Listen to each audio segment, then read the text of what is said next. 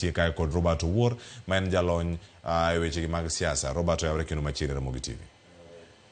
Ichewe makare? Ichewe maber. Aya, erokamano ahinya kama ichope kar kanyo ni ang' wayud thuolo matwa kodwa achiel kachiel. Kamachielo an ka koda Sheilah Olang. Sheilah Olang jalony e weche mag siasa kaachiel koda ka weche mag uchumi oyawre kendo machiegni. Oyawre ahinya Cleophas. Ichewe makare? Achiwe makare. Josori Karungu Migori uchiew? Gichiew maber kabisa, erokamano dio Migori County te. Erokamano ahinya kimomiyo thuolo machopo e studio bende okinyi ma kawuono. Kamachielo antie ka kod okil Kamaloka Peter Simba Wasaga. Oyawre wakili. Jo Suba ujo Karoli ujo kama nigi dola sani kwa muninde dola numu machini kundu sani wanema wang'iyo kaka pesa tiyo pie makoro duoka mwonyo wa neno sigana manyo batiyo golo nyoro pi biro mateke island wakocha to berne benitiere.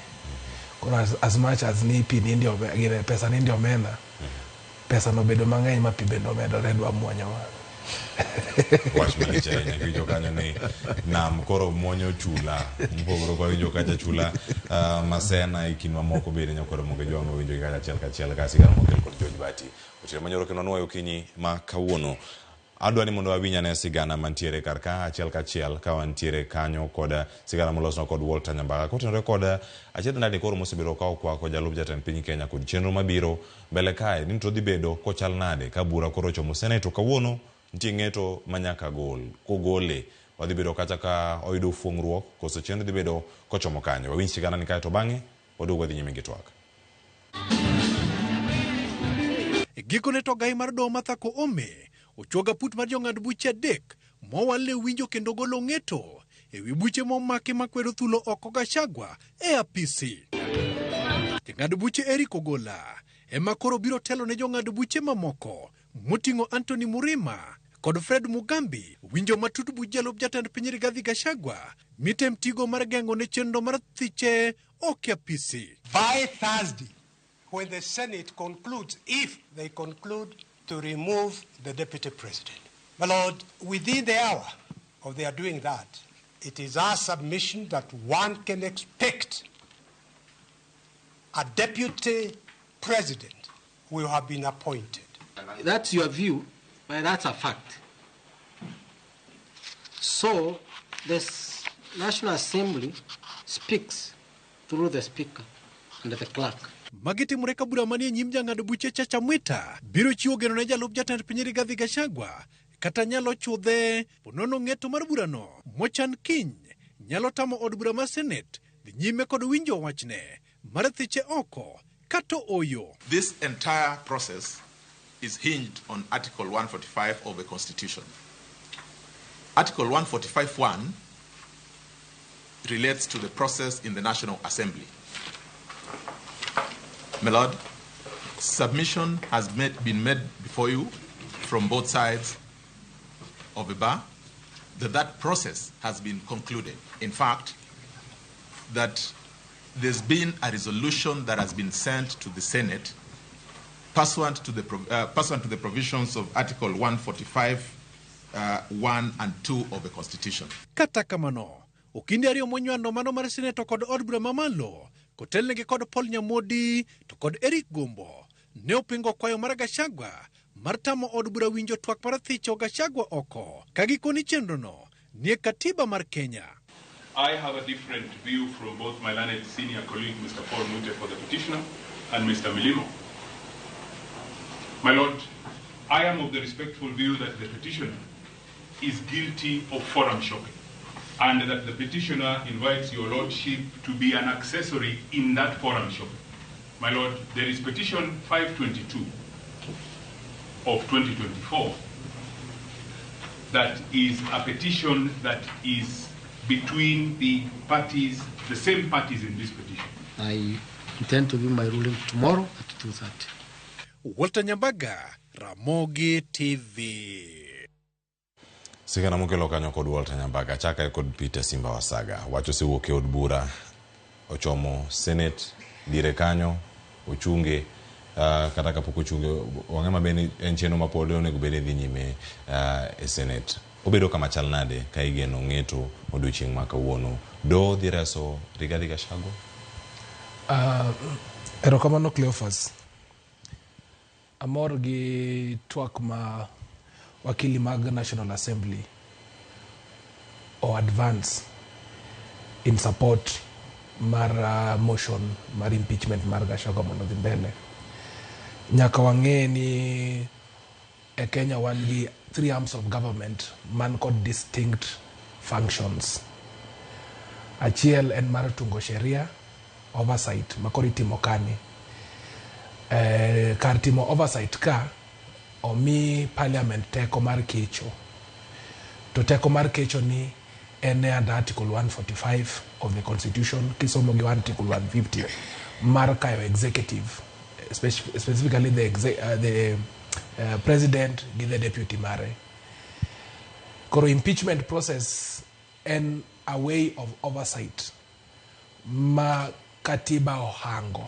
Katiba ohango ni kopo ni deputy president kata president odhi ataro kod chike mantiere kata o tingo tijene e weche ma kisungo wacho ni gross misconduct kata otimo crime moro ma nie chike ma Kenya kata chike ma pinje ma oko ma obedo ratified gi Kenya ka international law ndo ginyo ni international law, then parliament nigi teko mar thiche oko.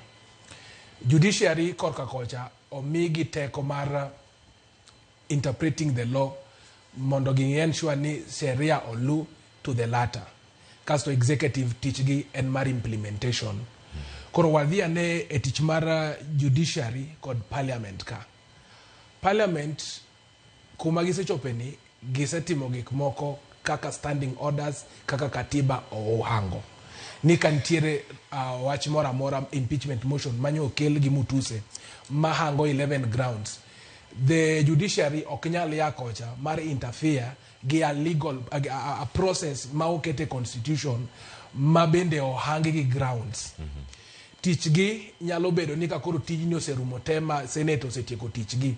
Kanitiere wach mora mora manokodhi ei substance kata ka grounds ka noko oket maber, then kanya kuma koro judiciary bire, courts bire. Manyalo bedo ni odiochieng' ma kawuono ka Rigathi Gachagua rito ng'eto machalo kamano gi mora mora mopogore senate nyako chope. Mano will be very unfortunate. Ikechi chalo ka gima igag senate e tich monjo gi tim. Ochalo ka gima adhi e court mondo a block ni katimo crime mora mora to kik tera mbele. Kik donjna kendo kik somna charges. It is upon bana gima wan gi appeal. Kopo ni feel ni case ni nokodhi maber, inyalo dhi e court, inyis court ni a substance ka nitiere weche manokodhi maber, koro konya uru. A procedure ka be nitiere weche manokodhi maber, koro konya uru. But stopping a process ma ohangie katiba mar dhi mbele, mano I feel ni kata judge again no ka judges osebedo ka evade. It's not ni gikia, but gi respect that cooperation, separation of power manitiere kindgi kod National Assembly. Mane gimo miyo weche kate oneno kodhirgi, ineno kidhiro gi adhira mbele nyaka weche ni room inyalo chagi badaye. Aya, erokamano ahinya. Sheilah, e weche gi duto mosebedo kae ka timore mokwongo wano kanyo ka od bura nosetieko margi, ochwala oboke achiel kachiel nyaka e od bura mar Senate. Giduto kama gintie giwacho ni onge gimoro amora madhi tamo chenro giduto mondo dhi mbele. Noinjo kanyo ka Wetangula nosewacho mare, Kingi nosendiko barua onge seneta moro amora madhi wuok oko ma Nairobi e juma montiene. Madhi bedo juma mar historia ma pacho kaya kapo ni othicho kori Rigathi Gachagua korka kori. Mane ka muchunge koso nitie pogruok moro madhi po kwaneno mbele ka. Erokamano Cleophas. Aparo ni mana kaka wakili osewacho kae ni wan gi chik Kenya kae to chik yiene jood bura. Chik yiene do mondo ng'e ni kantie gima waluongo ni gross misconduct to omi Rigathi Gachagua thuolo mar dhi through process no mondo ne kaka inyalo gole oko. To gima anyalo chako wacho e wach ni te en ni wabet piny kawuono ka wacho wach golo Rigathi Gachagua ka gima Kenya kae waonge gi shida mang'eny. Aparo ni jo Kenya ka ng'iyo gik matimore sani, ka ging'iyo kaka jood bura dhi gi speed ma pok waneno ka gidhigo e wach mora mora, to weche nitie mang'eny machandowa kaka jo Kenya. To akwayo ni mondo gidoga ne piny matin mondo ging'e ni priorities kata ni en ang'o onego bed ni kaka piny wamiyo focus donge nikech kane oket Rigathi Gachagua e telo to nokete nyaka gi William Ruto. Sani koro wabet piny ka wang'iyo wach Rigathi Gachagua to wawe wach Ruto. To gigi te nochako gi ng'anyo manobedo gi protests mag Gen Z nikech ne watemo wacho shida mantie. Koro wan kaka joma nodhi e ng'anyo wawacho ni Rigathi Gachagua onge ng'ama nyalo bet piny ni wacho ni otimo maber. Kantie gik marach motimo e rodhi mbele lakini okinya wacho ni dwa kawo Rigathi Gachagua tiweyo Rais Maruto bathe. Kikawo gi tikawo gi gite nikech sirikal achiel ni manokelo koko manentie manoketo ng'anyo. Koro kaneno ka od bura mamalo dhi piyo piyo kendo kawuono jintie kendo quorum tie onge shida to gikadho gigi to dakwa gi akwaya ni joma nie telo ong'e ni wan kaka jopiny mondiko utich ntie priorities ntie tije ma wadwa ni mondo utim ubed kutimo kudhigo kudhi mondo losno kaka jopiny. Wan gi shida e wach mar thieth, wan gi shida e wach mar school, wan gi new funding model ma pod chandowa nitie nobedo suspended wakia kuma dhiye.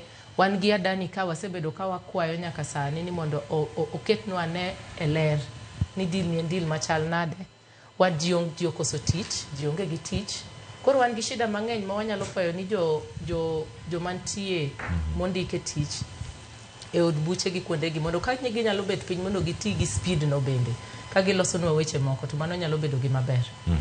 Kawacho mane kako onego bed ni irange en ng'wech ahinya mochako Robert wacho ni thuolo ma kamano ka ginyalo bedo ka gitiyo godo kawuono nitie buche mane onywano kumoro achiel romo 26 ka gichopo kacha koro ka gin 6 duto ka koro gibedo e nyim doho ang'e evidence mathoth ahinya iwacho ni en pick up adi pick up ariyo mano wuok e od bura mamalo ka National Assembly ka ochomo Senate mano neno ma idhi chiw kotenore kod thicho mar Gachagua dipode oparo ni ang'o kaponi mane gima nitie karaka nitie loche manotigo godo kinde mokalo bura mar Gachagua ni gikete pi machal nade ng'ini ang'a je kodi kato bang'e ang'a duok bode wach mar Gachagua ka wadhi nyime kotwo apa ni kipenja no paro nang'o anya paro na hotea ndalo ma jo Azimio nokao loche boterogo neno gi e od bura e court lakini gima dawach ni wani kinde maber sana kaka jo Kenya nikech kata kwa wacho kata king'i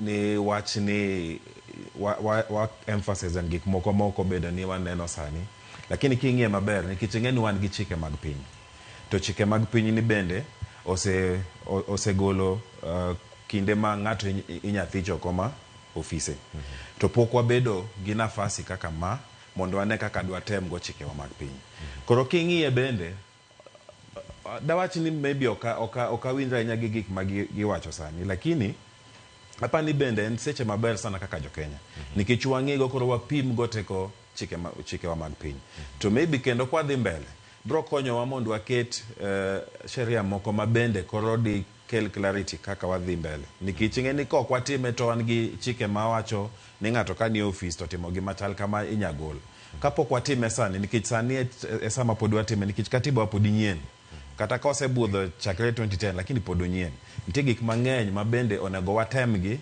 mondo wane kaka ginyatiyo no maber koro anya ng'iye e angle no kata kapok adoke koro e paro ma jopiny gi gima timre sani kisiasa lakini apa ni bende en gima ber matimre sani e Kenya kampanya kama ntiere ang'eni kapok akawiyo masani mane paro mar katiba ka katiba ni tem sani samwalo mondo ne adier ka katiba wanyalo chopo kare wakili Rokamano kabisa.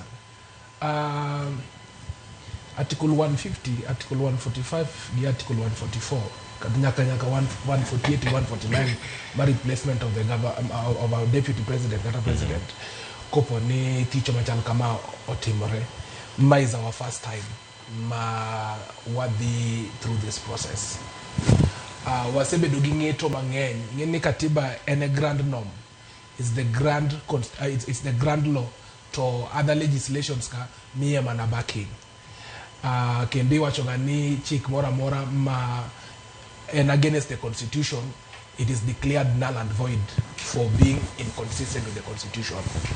Koro ber mar katiba wani omiyo koro the National Assembly for the first time dhi through a process mapok ne gidhi. To bende odhi miyo the court bende chiwo clarity on these procedures. Ma next time kwa bedo kod a similar occurrence, then one kod precedent minyalo lu. For example, ing'eyo ni onge chik mora mora ma wuoyo kuom public participation, chik moketa keta ni there's a legislation. But over time, the courts osebedo kod ng'eto mang'eny kaluwore gi weche manotere court.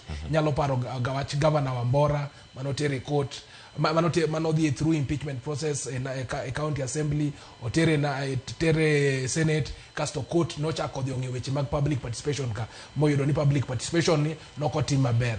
Koro sheria mane court ong'ado sawa Wambora cha bende koro sani konyowa. Wang'iyo ni public participation itimo nade.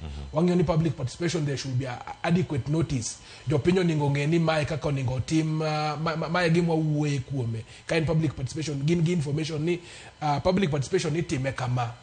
Kasto ochako omiwa differences between quantitative to qualitative public participation.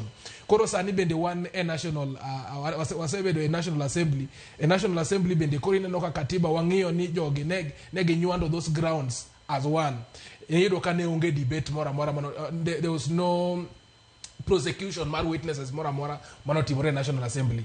But kore Senate kane what do they need the Senate all the team all the bedogi quasi judicial powers mag prosecuting this matter. Mean either kagidilongo evidence gidadogi are they going to follow the procedures kaka itime Evidence Act mar cross examination, re-examination to examination in chief, casto bangmano what is the threshold of the evidence? Is it beyond reasonable doubt? Is it balance of probability? Magite dingi kasto wadu the court. Korobrongia nika court bende dichiwo a new jurisprudence. Kaluo record the procedure. Kaluo record substance. Nikech there is the procedure, the procedural perspective of it. Ni oyae National Assembly the motion to impeach obedo supported with this number of votes, this number of signatures to give number of members maniye katiba. Kaso chakwabire National Assembly there was an aspect of conflict of interest manobedo raised. Niwe Tangula, who was presiding over this matter, had made a pronunciation about it even before it came to the National Assembly. Nyaka jalupne. But nyora winjo ko wacho niya and women rep maru wasingishu mokuongo. Kapoko bedo deputy jalup speaker. Kuro weche gitre wadingiyo giane kado biro miyo wa al president ma next time kopo ni Cleophas emigolo kata igolo article or Cleophas watch no luma ber chikoro cheng migolo to biro kar kang'ino wabulo kar achiel kachiel anga duogo gire Sheilah aka wiyo masanda ko sekalo 36 mondo mikanga duogo nitie gigo ma jalup jatend piny Kenya no wacho mokuongo no wacho kanyo ni jopiny obed moso mido thuolo en gi geno moro kuom do ni do nyalo bedo gi thuolo mar rese tango dogi picha machon bende warangi kaka no donjo ne jatende William Ruto kuom gigo mawacho ni gik medonjo nego sani jatende nosetimo gigi en ang'o mokoro sani en makoro kawe okete wibao igure to chieng' Pasaka pok ochopo nyakora Mugajwang wakawi masani ka waduogo to ak dhi nyime.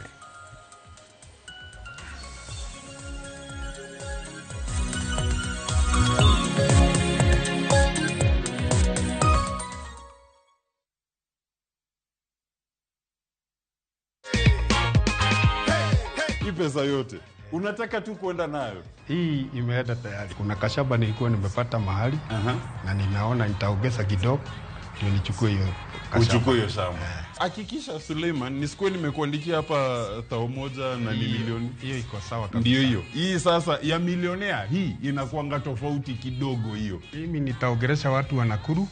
Hii kitu inakuwaga ya ukweli na kila mtu ajaribu.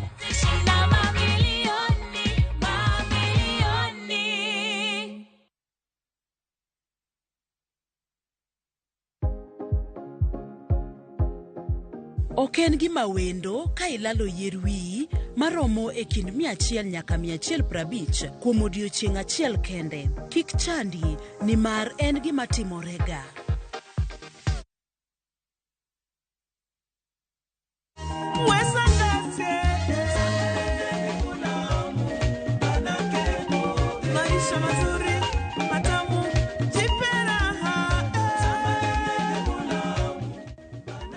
Kupata huu wimbo, bonyeza *811 282 hash. Kumbuka, Skiza na Citizen ni nyumbani kwa wasanii wote.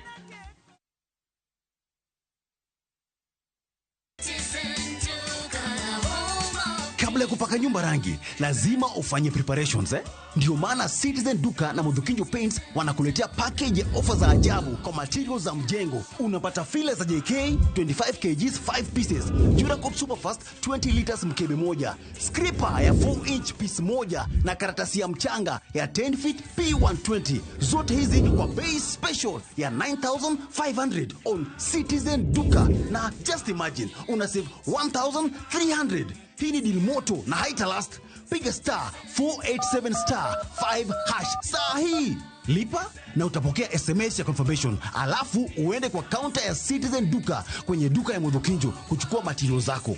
Unangoja nini? Save chapa kwa mjengo yako na Citizen Duka. Citizen Duka, the home of discounts. Citizen Duka, the home of discounts.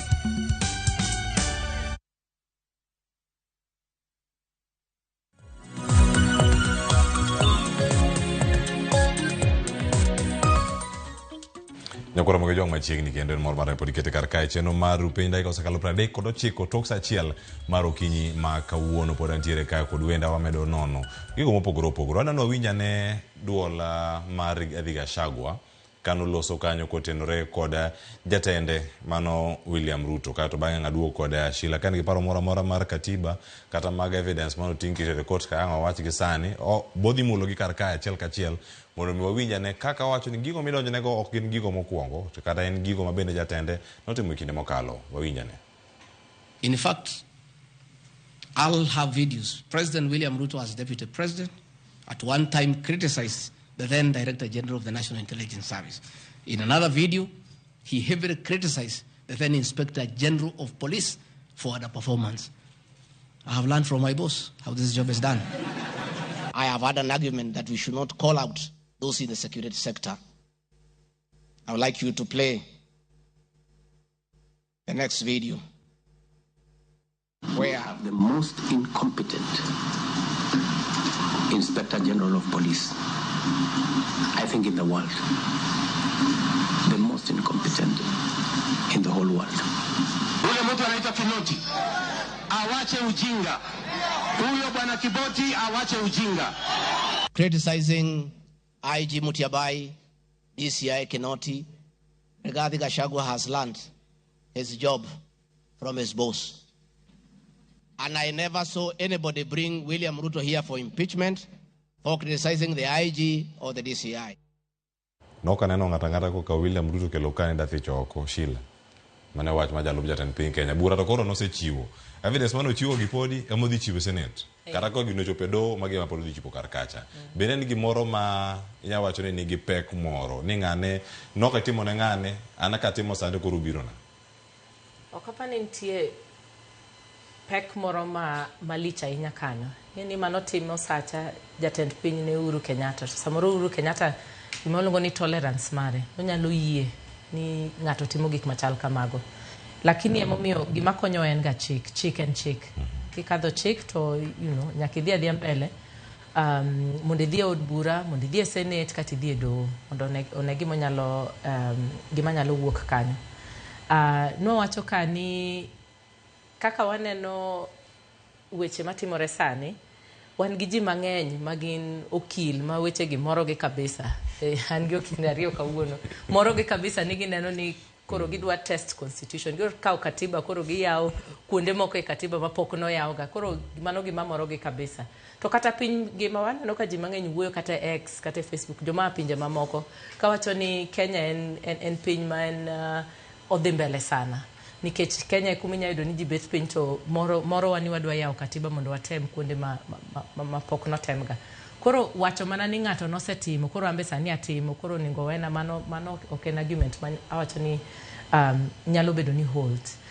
To kata kamano wantie bende gi evidence kan waneno ni William Ruto kan en jalup Owuor Kenyatta bende ne kano chako no campaign no wacho ni en ok onyal timo ne jalup ne gima Owuor Kenyatta timo ne neno.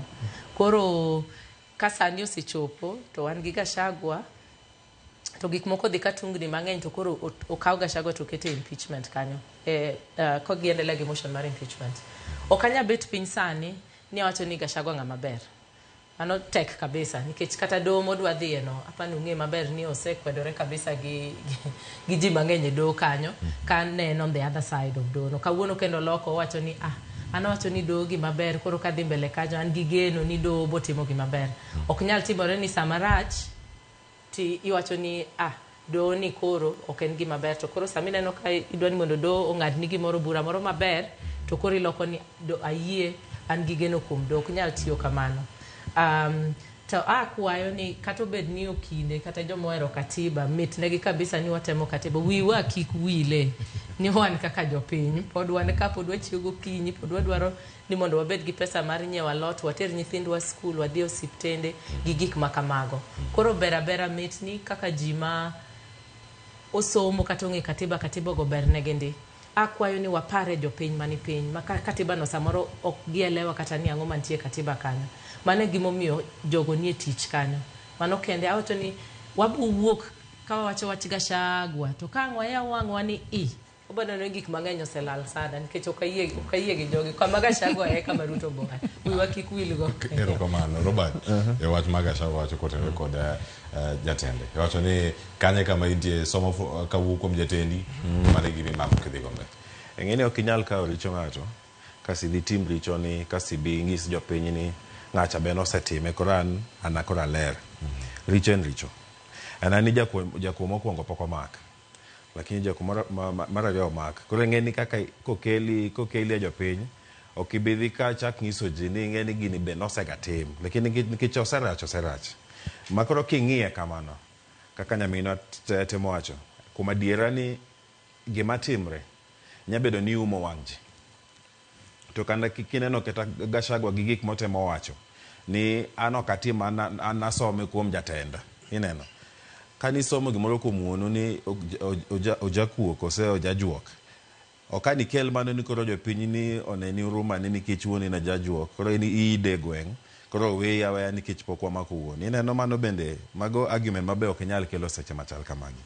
Lakini bende king'iye both sides nikech king'iye kisiasa nitie gik mang'eny matimre sani ma itemo ma bende nitie richo mang'eny ma kata jatende no wuon osetimo to ng'e maber nikech sani ng'eni wanie kinde moko ma otek kuom jasiasa yote ikia kaka ground chal ikia kaka gima timre ji oling nyocha wan gi ng'anyo ma Gen Z jogodhi oling to ok ni giling iwuok e Kenya gina i Kenya ni ikia gima giparo to bende ok ina sure ni jogi koro sani ni sapoti Gachagua ero ikelo ne ji mbele otimo richo yes an gure mna gi richo ne kaka entie kamano ok obiriwe gi majatende an wang'iye mna kien lakini bende kateno wuon kochako kelo arguments go ni atime nikech jatenda be nosegatime ndalo moko to koro ni ober timo richo konwaye ok kete ni koro ber en pod en richo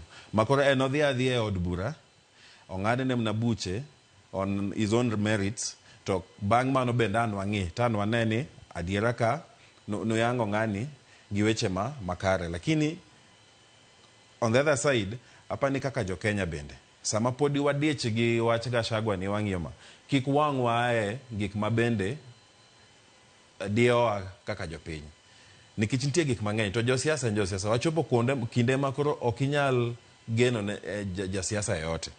Ang'eni bang'e kanyani wachi ni wang'iye weche babafua ing'eni sani ochopo kinde makoro ok inyal nikech ng'eni in ma piny di kin ma kapo ni oumo wang'i gi gik moko matimre sani kasi iwe moko go mena apani obobedo mofuo kabisa koro sani Gachagua ni wana deal go dongo itieke wigni otieka wigni warum kaka wakinde ng'iye wane kaka waloso chike wa dhi mbele wayaw buge moko mag ginene chike mag piny wane kaka ilose maber kichang'eni kitantie sheria moko mabende mag impeachment poko bedo ga legislated mago bende wanya timo lakini kwa tieke mna wigni waduog mna kacha kende pod wanon gik moko ma bende onego beni wanono nikech nitie gik mang'eny matimre sani e Kenya koro ma watiek nikech ok an wachak nikech en notimo nikech bende ok anya wacho ni en clean niko oler kata kwa dhi kucha bende an gi evidence wanya golo to wagole go oko lakini jogi te nigi shida bende manyaka wachak nono mos kamano kamano nya wakili bura mantiere kar kae madhi mako mako jalup jatend piny Kenya ng'eni kawuono kara bende ni ng'eto ok ng'ade kotende kod evidence mano chiwo ka to twak mijo kanyo kano bedo godo kanyo kod jofwambo jwa mokalo somo gimoro kawuok kuom jatende en moro ma un kaka ukinde ubedo ka uwinje yo machal nade jok mano somo ne paro machalo kama en moro ma dhi konyo mbele kaka uso moro ma dhi medo tweyo na kwayo mawadwa gi Sheilah gine jonon siasa mondo gimiya marking scheme mondo marking scheme gina nyalo tiyo godo but that is on a light note nikech kuma koro chopeni aneno ka siasa ni none tek sana nyaka jonono koro ringo wantie gima nitiere Cleophas and two things ni impeachment process ni en both legal and political and legal kaluwore gi grounds mochiwe constitution article 150 to gi procedures kidhi National Assembly tidhi Senate kasto en political process nikech obedo driven by politicians and politicians bedo whipped ineno ka Azimio bedo whipped koni kata the ODM wing of Azimio bedo whipped kasto Kenya Kwanza wing mar the president bende bedo whipped koro these procedures nyaka ng'igi in those angles koro kichaki dok piny kocha kiwacho ni president bende notimo gini last time to the same thing matimo koro it can be a very shallow argument ang'o bedo very shallow argument nikech in Kenya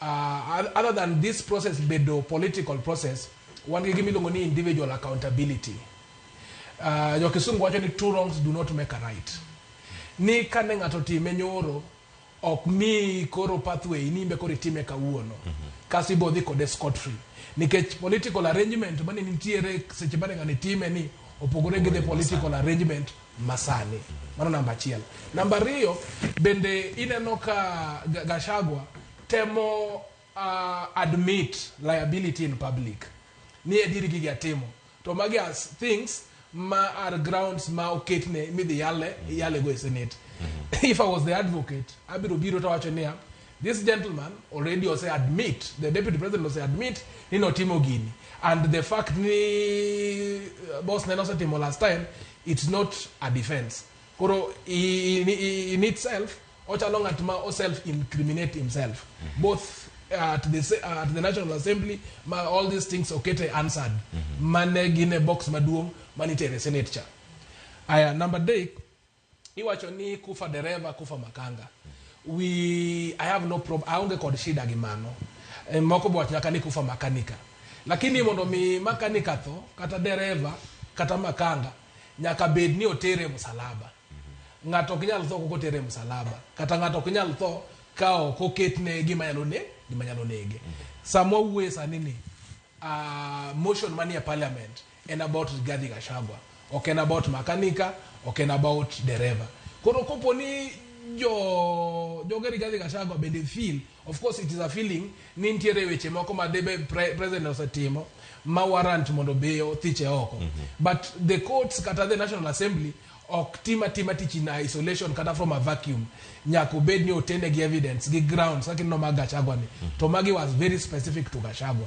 koro Gachagua na obro dhi oting msalape kende ka chieng wa paro kata ka chieng members of parliament our representatives bende wacho ni deputy president president bende nyaka gol kotenore gi timbe moko motimo bende gibro kelo wachno but advice mane omi Rigathi Gachagua king'iye politically it works koro king'iye legally politically ni ing'eyo ni politics is about emotions and sympathy to gima Rigathi Gachagua dwaro maduong ni o win the sympathy of his people mondo jogo nene kaka simba even to an extent of going to lose out akiani gini dhi konye nade to an extent of going to lose out nikech sani ineno kata kane ntiere chokruok maduong' ne timore Embu to nikech political hostility president nok nyal dhi kocha nikech ango jo Mount Kenya te wacho dhoga chagwa give feel ni kufa dereva kufa makanga, which is it's a very lazy argument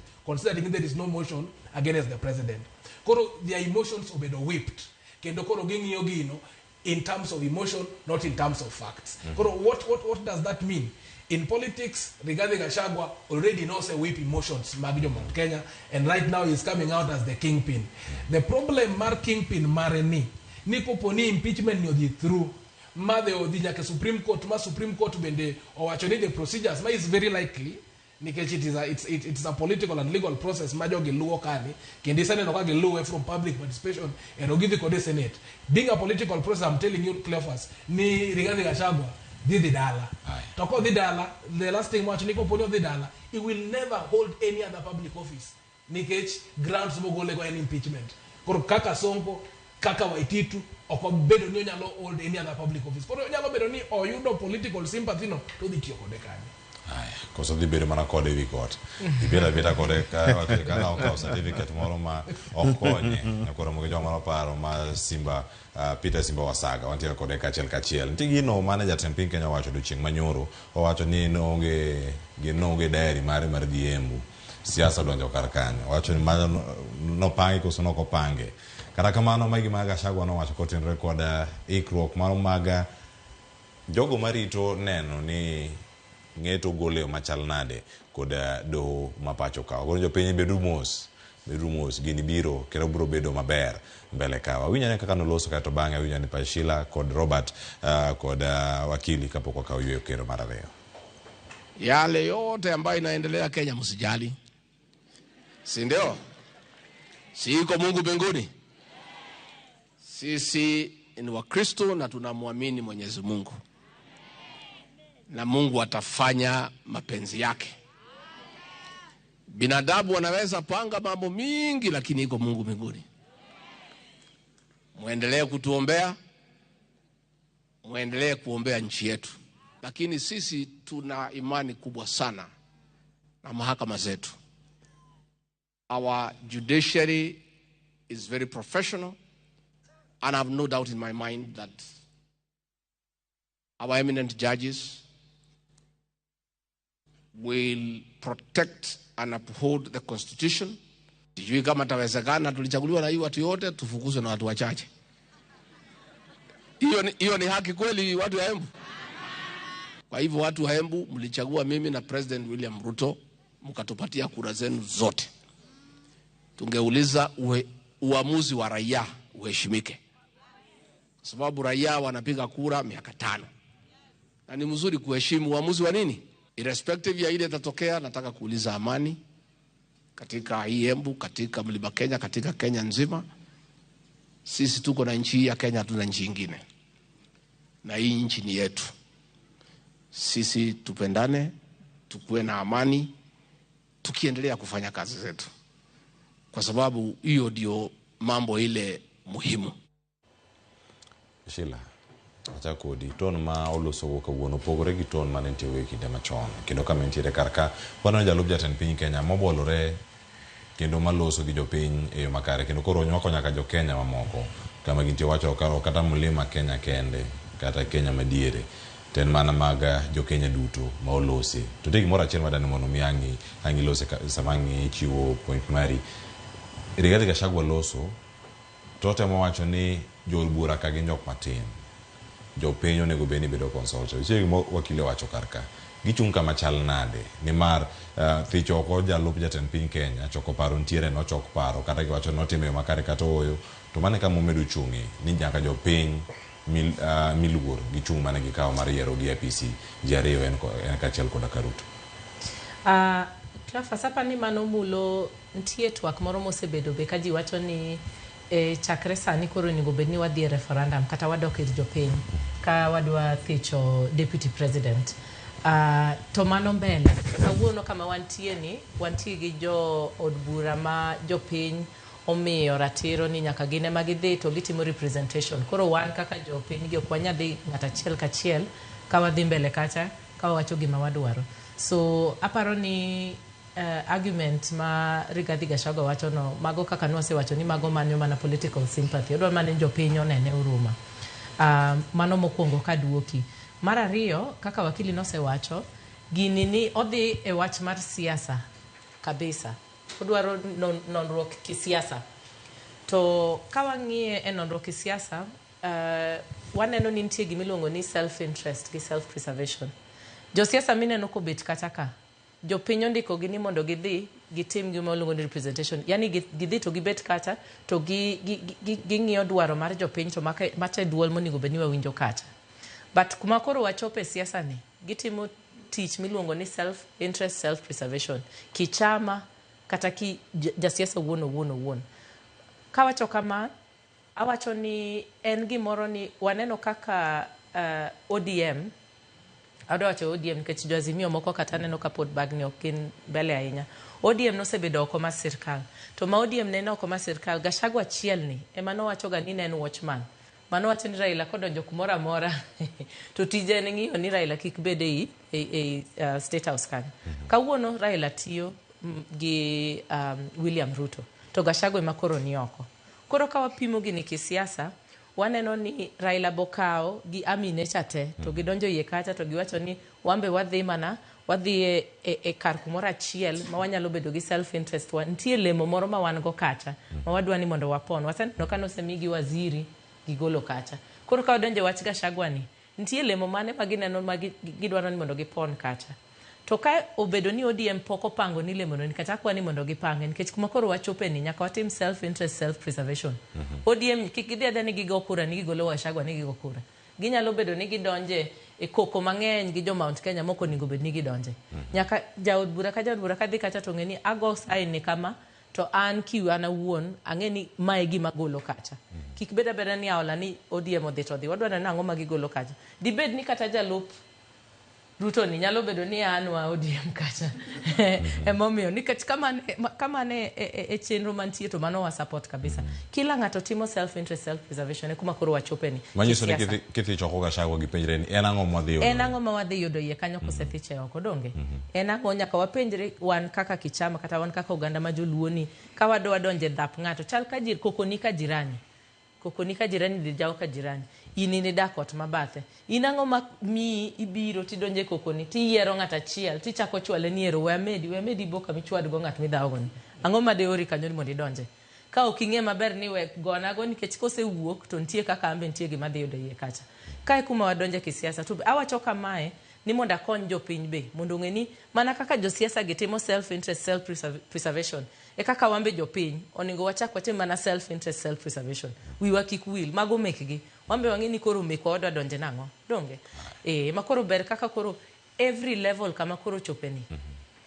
Wawacho ni kila ng'ato ng'e ni kapok anyisi ni ang'o momiyo adwaro Gachagua stima mantie odacha token adhi yudo ka akanye e wach mar Gachagua ni kata ndara kata hospital maonge cha dhi konya nang'o ka Gachagua osewuok kacha. Aya, erokamano Sheilah Olang. Robert, lweny ni duto oganda luo yode ang'o mane penjo maduong' ahinya ma oganda osebiro ka penjore kata e od bura penjo ni ng'omiyo jood bura mag ODM odonjo gini ng'omiyo jood bura moko odonjo kar ka dipo ni odhi kelo sigu e weche mag siasa kata rang'o ni joga odonjo e siasa kata joga odonjo e sirkal mondo mi ogol Rigathi Gachagua oko to mano pok oyangore nikech ODM osekete lela ni ok gi sign gimoro amora maketo mondo giti kod jatend piny Kenya William Ruto. Kleo hapa ni king'ie maber kuom sechegi kaka wawacho kata ni oganda joluo kata wacho ni jo ODM kata wacho ni jatend ODM hapa ni kumo betie sani en kuma ng'ato nyawacho is the best place ma any politician will want to be. King'iyo jaduong' kuma intie sani en kapok wachako twak ni nowacho gi okilikani is the most expensive player sought after at this point nikech odds te actually favor gik moko te kaka gini dhi nikech sani kuma obetie ng'ata kata jomoko kata wacho ni jo Mount Kenya kata kuma gibetie kata kiwinjo kaka giwacho twak ma giwinjo e Mount Kenya gionge gi shida gi ng'ane gi Raila. In fact kendo ng'eny giwacho ni ng'ani wan mon wakwedo wan mon watam notame gini nong'iswa ni ng'ani maber to notam koro ng'ani onge gi shida pare ni en masani kendo okonyo kelo boka michwadogo wuodgi. Ting'eni kaka ging'iye, koro ging'iye kamano. Ting'eni kumobetie kaka koro oganda joluo. Onego kwano monego bed ni ji go sani ma kisiasa onego bed ni en kwano moma is very calculated. Nikech bende ok idwa dhi tero boka e od jirani katiyo gi weche Sheilah ni mondo chwadego to kasi bende koro iketo lweti chweto be kanyo. Inya tero mana boka tiwe e ot kanyo to sano tika idhi e jikoni ka gulu tidhi go tiduogo kelo boka kendo idhi kao sufia moto idhi go neno. Lakini poni bende koro idhi donje e dhaono. Koro in makoro idhi tiko de ni in madhi chwado. Koneno kamano ting'eni kendo nyaketho ne ODM mbele ka. Nikech sani kumwa beche kata gik matimre kata gi support ma jood bura ODM timoni. Koka Mount Kenya mlima kotengeni manok nere ka gima ni en gima rach. Giwacho ni nayanyi to it's okay. Nani go amna mos lakini nayanyi yie lakini ni ng'at maber. Yene mana kisiasa mane gima mane paro mabiro koa side moroni. Makoro ka kipenya ni faida mane ma oganda nyayudo. Sani makoro jo oganda ni dwaro a very calculated political move. Nikech at the end of the day, whichever way gini they fall, they can really be placed either way in a very better position. Ero komanda kapo ka loro wach mar Gachagua tengi iko nano ka oyueyo machielo kar kae kapo ka kawe ayudo wach mari kotenre kwa lori lweny ni duto koko mantie sane ni duto oganda wa ne wayuda ng'we wiye ka kata en ber mane mudhi kelo nwa kaka oganda mo wacho no ken lwenjwa wacho samore go ikedo gi lwenje to ok gin lwenje mekwa wawegi.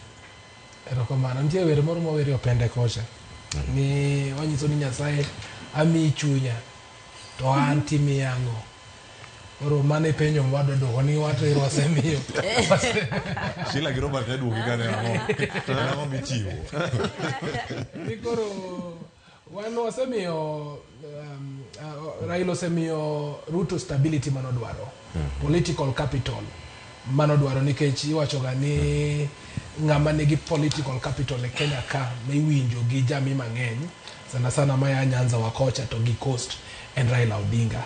Koro ne chopo kuma rais ne dhi bedo matek to nwakwayo ni wadonje sirikande kata ne okwayo mondo donje sirikande wayudo ministers. Politics en ga mar interest to en ga interest mag politicians. Politicians ong'eyo rwako interest mag lewni kata suit machal ka gima gin interest mar jopiny lakini chutho gin interest magi mane gimomiyo seche mag yudo gigi ok ibi yudo ka gimanyo Sheilah Olang moro kata Peter Simba moro ibiro bedo mana ka gimanyore mana gin giwegi kaso gibiro ni wayudo sani interest maduong' ma wang'iyo en ni baba odhi AU koro ka baba odhi AU si kocha ma bende Ruto lam Nyasaye matek mondo yudi nikech koko yudo dhi bedo gi bag ne kone matindi ok ndisore ne kaka oparo no nikech kaka wadu osewacho ni is the most sought politician nikech sani jogot ka oseweyo ker kabisa kaka giwuoyo kendo ka gipande ineno kanyo nene TV kaka gik mane giwacho te koro wantiere ka kwaseyudo AUC seat ni na yudo kaneno ka bende ntiere political pundits mane wacho ni the deputy president it's an option for us it's an option ni Raila nyalo yude lakini ana penjorania Raila nyalo dhi bedo deputy mar Ruto bende odhi bedo gimoro manenore maber adieri kata koponiero deputy president koponi omiye Musalia Mudavadi wanto to wapangore na dekadi 2027 sani jogo no se wacho ni gimomiyo negi goyo ni mondo Gachagua dhi dala jo Mount Kenya East ni no nyisgi ni Kithure Kindiki emadhi bedo deputy president matieni wakonya president tok mondo ok no yud deputy president ni oyo deputy president ni chal kagima osebedo preserve ne Mount Kenya for this time maybe wanyalo chako argument no in 2027 kadhi mbele kata gi parastatals kata gi PS positions moko ma idhi chulka kata gi developments ma we really long desire kata koro gima duong' ni Raila oyudo AUCC tingeni AUCC no one lobby obro tenre ka jo Africa mang'eny oyie kod lobbying marwa koponi gitamowa to bende mano en gima koro wabro bedo ni wasego ok wanyalo koponi gitamora koro gima duong' ni wambe wane whatever comes out from this wang'e ne the public want the public, apart from now the politicians, what are we going to gain? Are we going to gain political stability? Are we going to gain the lowering of prices? Is it something market no ka bait monwadonji? Bende wadhi yudo tije monodwaroka. Koro Gachagua ni ngie in terms of politics, kasi ngie in terms of the citizens. Magin one. Erokamana enya Peter Simba Wasaga. Waka uwe masani Wasaga dai kaboro. Toksare maruki. Aduoko kwa koda penjo bende mantiere karakae. Kantiere mano antie kod kachiel. Mago okanga keti gikanyo. Ntiere mabiro kae. Tony Blaze. Wacho ni pek maratari. Mosna Wuod Murema. Imoso Gachagua. Jalango Tieno. Live from Wichlum Beach. Evelyn Ateka. Ntie kodwa kae tuwa kachiel. David Onoka. Wuod Rinya. Wacho nene tuwa kachiel. Kene gwenge marinya koni. Echeno maru piny. Sindo mwalo dala. Waneno Wuod dala kanyo. Wakili juu ma Abel Otik. Erokamana inya wakili jogo Rose. Ote kachiel. Wadiane ka. Ntie ote maro Honorable Byron Akiru. Mabalo wacho neno wake ntiere Mombasa. Greetings ne welo duto mane studio. Penyo achalo kamae. If Raila Odinga, the former prime minister, osewacho ni en bende osiro weche magadani. Mabire tuak mara reo kaya ngaduoki yo makare. Kata kamano wacho ni kano wacho ni nongeo gigi duto teka ntiere prime minister. It's good deal ma sirkal. Kendo kame ntiere karakanyo kwa wacho ni mago en inclusivity mantiere mogi kweche magisha bende upenjo karaka kwa wacho ni where is the health sector making Kenyans suffer as they struggle to get treatment while others paid their money in NHIF. Actually now they're being told to use money from their pockets. Mabene ntire karakanyo. Ben penjo mabora enya mabene kamentie karakae wamedo manaluwe achiel kachiel. Ka bende kapoka ka uyue ni masani nyakora moyo ntie jogo mabendo bedo kodwa kae ka ndiko nwa kendo nyiso wani giluwe chenro achiel kachiel. Jogo ma obedo kodwa kacha Godwin Opicha wacho ni entiere karakae Buju Banton ka winjo tuwa kachiel ote ochop kanyo achiel kachiel ni wendo Sheilah Olang. Erokamana enya Joshua Okta wacho ni tuwa kae kendo rito tuwa kikiriti tuwa mbele sani Joshua kawantiere kodi karakae achiel kachiel. Kawanti kodi kanya kora mojong waka uywe masani kawa duo deka mosaka la partok sa areo waduo kod ote mathoth kod paro kotena kod twak man go sani mabiro nengo maga modhi manyien kaunti ma Nairobi boma Nairobi kod bombe mamoko bende e piny Kenya molwar miwuoro ayodo olwar sidang ipejri angote more en morne jogo mari munyamburko kosonego chop kama nentiere kachel koda ka weche magadani pach Raila Odinga kod Kalonzo Musyoka wodo kor kae kawan gi jolony podi e studio kachel kikidi mabor.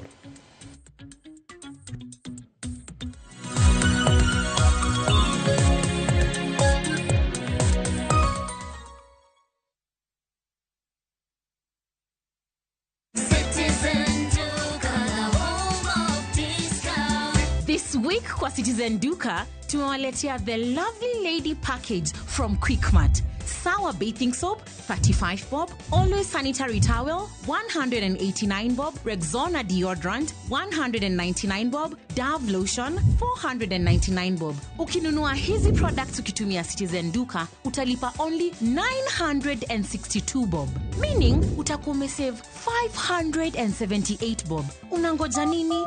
Piga *487*5# na ulipe saizi ka vitu bado ziko kwa stock. Citizen Duka, home of discount.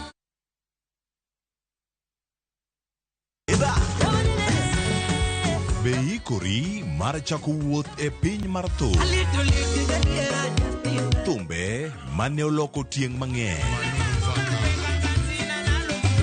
Fwenyo sigendni wende mag piny koda sigendni mayudore wendego. Okay. Ngoma wake en kama gik mane otimore chon koda matimore sani chopo e winjruok maber chur. Ngoma owake wuok tich nyaka tich abich saa 10 odhiambo. Kik bai.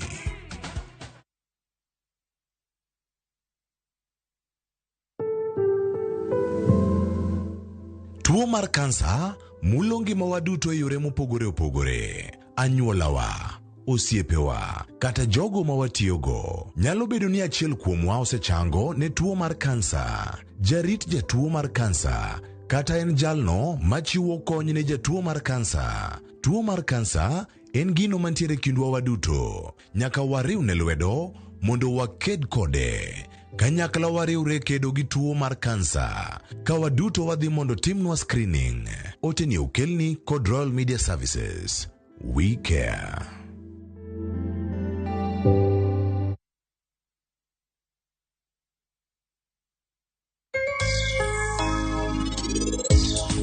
Penj laktar kokalo Ramogi TV ngima en mwandu. Iluonga ni Ruth Otieno kendo en ga morna mar bedo kod odiechieng'.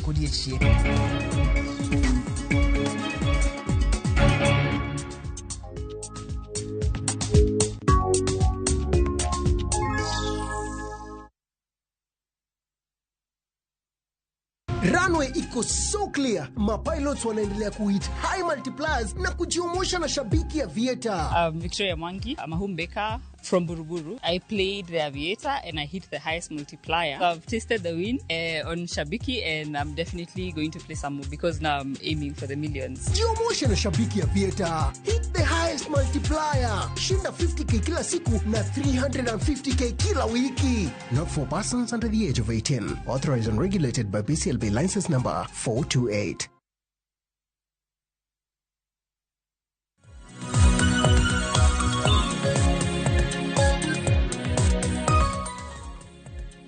Machini nyakoromo jong kendo kaunti karka chenro mar rupiny dhi nyime sa oseka dakika 15 tok sa areo kinyi maka wuono kae ka wamedo mana rango ni to piny Kenya ochung' kanye ochung' kama chal nade nitie pishi madano wayud ka achiel kae to bang'e anga duogo ka mondo mi wapenja ne welo ni gin to gineno ka piny Kenya ochung' e yo machal nade kotenore kod weche gi mag nengo mago mag modhi mopogore opogore mantiere kar kae. Iena somo ote mantiere kar kae achiel kapok adhi mag nengo mag modhi. Ruth Nyathi Ochieng' wacho kamae, anto pod an mana gi geno ni Senate dhi chunguza wach thicho Gachagua no. Jogi dhi reso Gachagua, lakini Gachagua bende bagoa. Kawuono oseyo jood bura, kiny oseyo jatende ka ene kanisa. To timore holy kendo kwayo kwe ma already nitie. Wach Gachagua ni omiyo jopiny puonj ni kik itim gimoro ni nyawadu timo. Kila ng'ato atachukua misiko yake.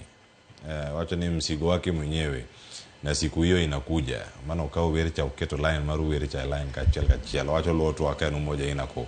Eunice Adhiambo wacho ni ntiere ndani ka Vitalis Ochieng' Urge Mkarariu wacho ni an gima Raila osewacho aonge pengo. Wacho ni gima dhiera ni adani ler nade to ipinge e kidienje mopogore opogore.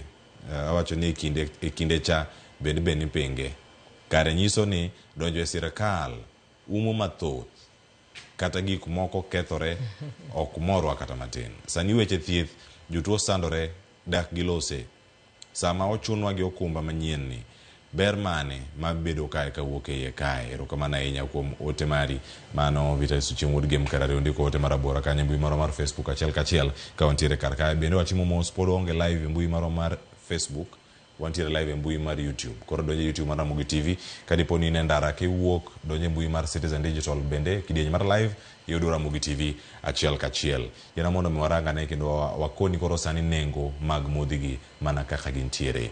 Ntiere kwan mago maga manengo mauta mar taya koro dhi bedo ka mano manyien $151 kanyo gutong' loro 39 mano kama gintie. Nengo mauta mar diesel dhi bedo kanyo $168 kod eno ka otonglo 6 mano kama gintiere. Machielo mantiere nengo mauta mano mar petrol koro chopo 180 koro otonglo 60 kod ang'wen. Mae kete kama chal nade en luar mar $8 mano mar petrol, luar mar $3 mar diesel, mauta mar taya luar kod $6. Sheilah, lendo makama otim kod EPRA mano wach mondo kete lero moko lendo mar Ramogi TV. Lendo nitiere kuonde duto kendo mar lendo mogol kod EPRA. Modhi osebed ka iwacho kinde machon kendo kata sani ka wantiere en ma otayo uchumi mapacho ka. Luar mar nengo ni en fungruok e sekta mopogore opogore matayo uchumi e yo machal nade? Luar mar nengo en gima ber ka wang'iyo kiuchumi nikech mafuta ema watiyogo e uchumi kaka watero gik moko ma waloso ni goods ma wantiego ka kamoro achiel ka watero kamoro ma seche moro amora ma mafuta beche odhi malo to kila ng'ato nyaka ng'ama riembo apiko ineno ka fare gidhi to gimedo ka fare dhi malo.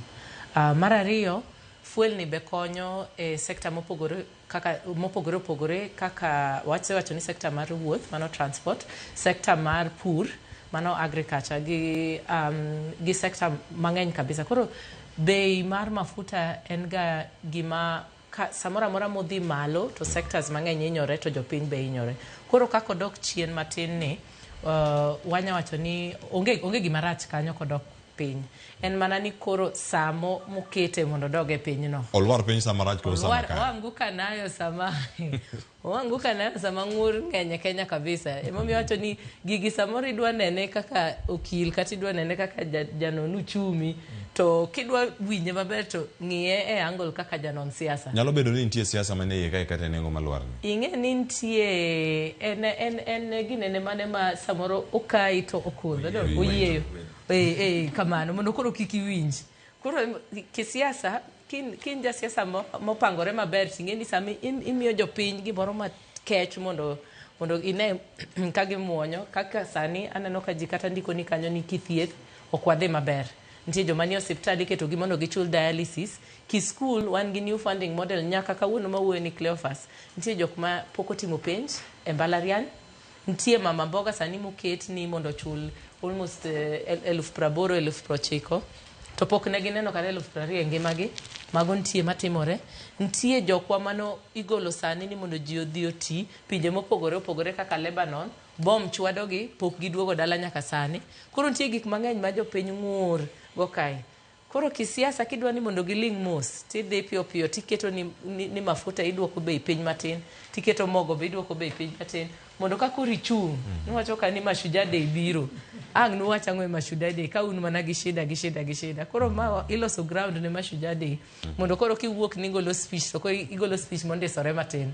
Pesa ni dogo neno ka bech mafuta be koro dok chini. Ka jopiny nyalo pam. Ka koro jopiny opame. Robert, nengo mag modhi manyien kama gintiere mokwongo leno makama kano golo kod production manyoro wacho landed cost ema bed ni olwar piny kod atamalo maromo 9 mano atamalo 8.9 lwar makamano e nengo makelo modhi pacho kae momiyo koro bende nengo makamae bende bedo gi pogruok ma bende wacho ni en malach ahinya kuom kinde malach pok waneno lwar mar nengo mar mauta gi siling 8 mano idho gi siling 11 aro idho siling 11 cha nodong kamentiere keno komedore keno dhi gi siling 3 koduogo to lwar gi siling maiko ko lwar gi siling 8 oketo kama chal nade.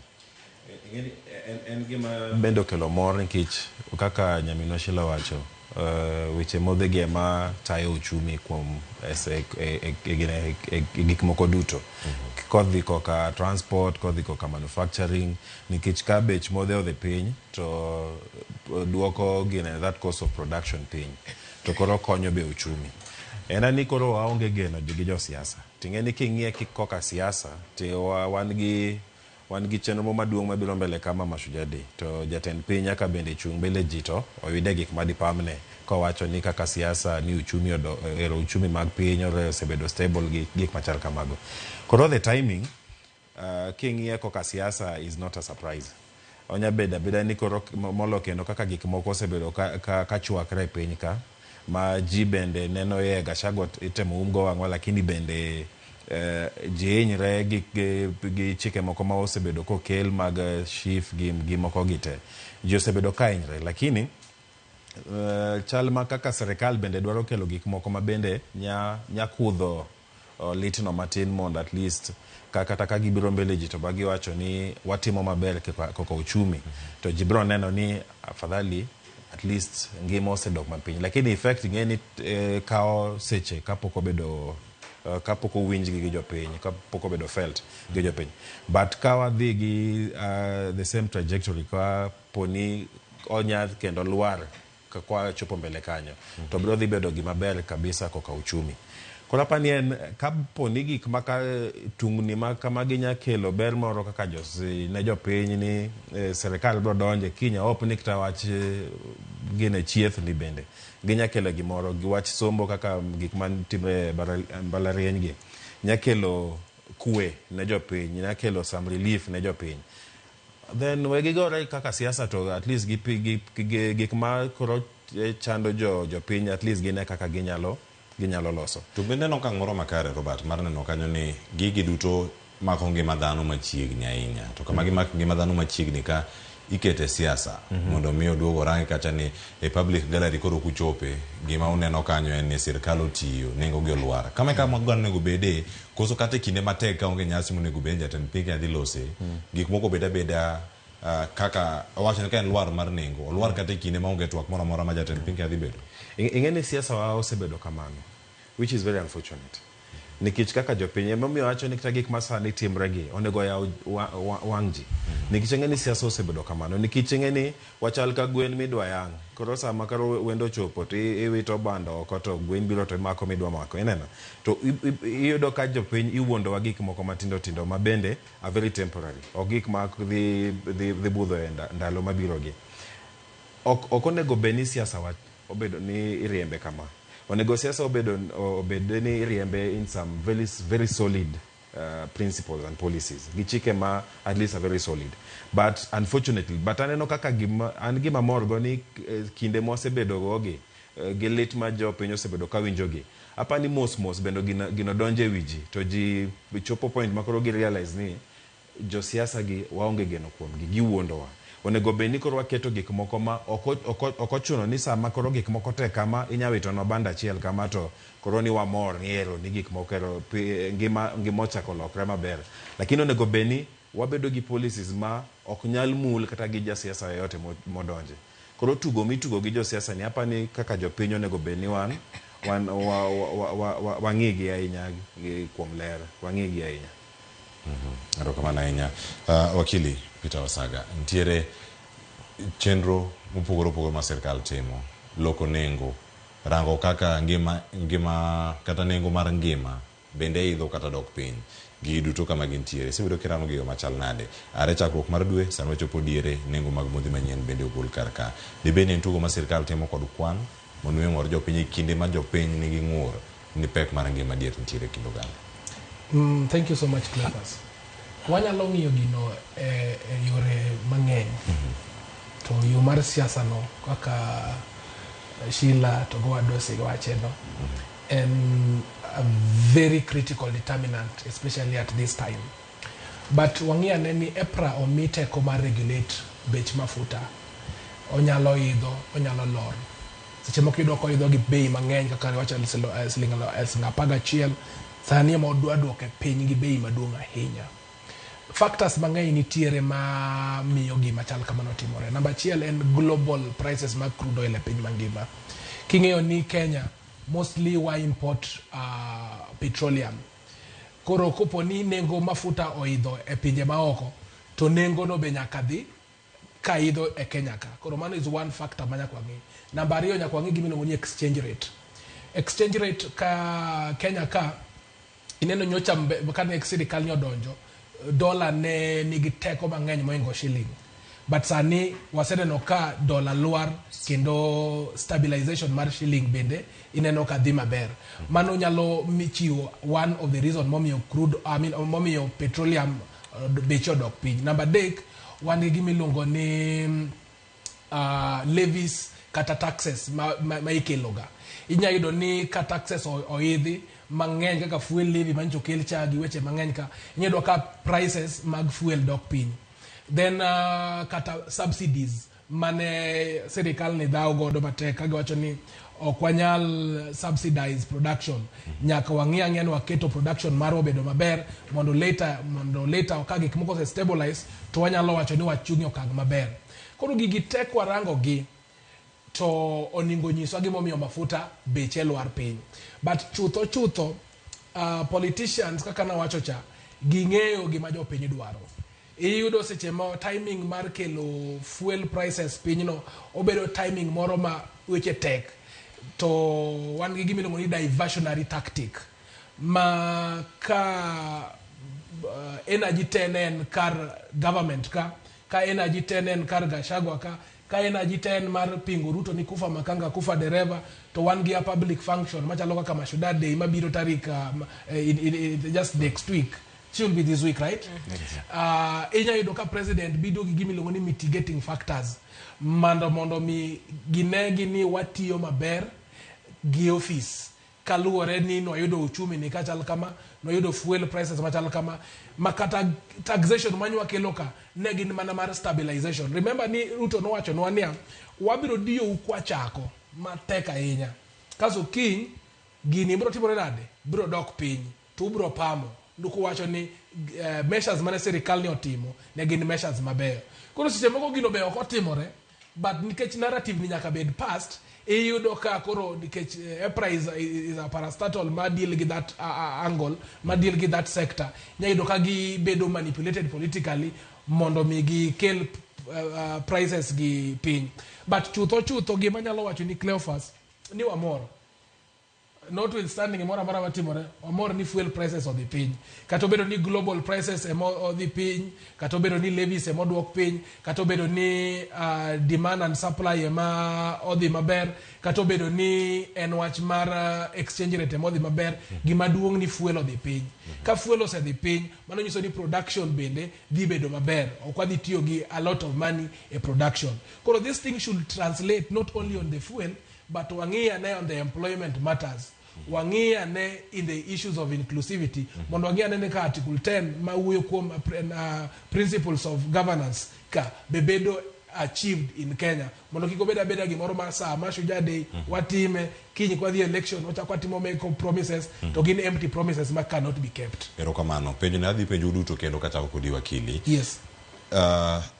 Higa mar 2022 kane jatend piny Kenya William Ruto nodonjo gima notimo kata mokwongo ne golo weche mag subsidy mano ket kod jatend piny Kenya machon Uhuru Kenyatta kod tende mar mondo miyo ogae nengo ni mara mag modhi diesel petrol kachiel koda mano mar taya ina kanyo kama ne gibedo kata ka nengo mantie kanyo nodo ne ntiere piny mara 170 kana 160 kod abich kato bang'e kodonjo gini noidho malo kod siling 20 giwi timano idho siling 20 kod abich mano idho siling 20 timano idho mar petrol no idho kod siling 20 mano keto kanyo nengo mara petrol mano mar super ne bedo kata siling 179 kod 9 pod en nengo molwarni kod malo kod siling 1 kama entie debed ni en kwan makata ka igoyo en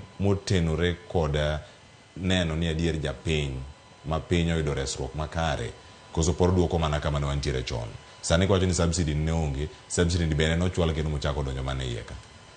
Erokamano sana Cleophas. Kaka nawacho motenore ni siasa ka en iluongo ni chess game. Inyalo mi achiel timayi aboro kasto aboro gi imayi mudho achiel ni imiyi ler ma ji te pamo.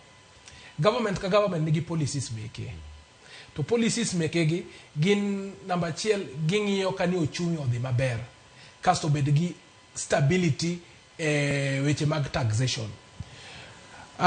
Seche ma itimo subsidy gima duong' ma ineno en ni ntiere kuma pesa moko nyaka golie ma pod obire ofuko mar japiny either through borrowing kata through enhanced taxation.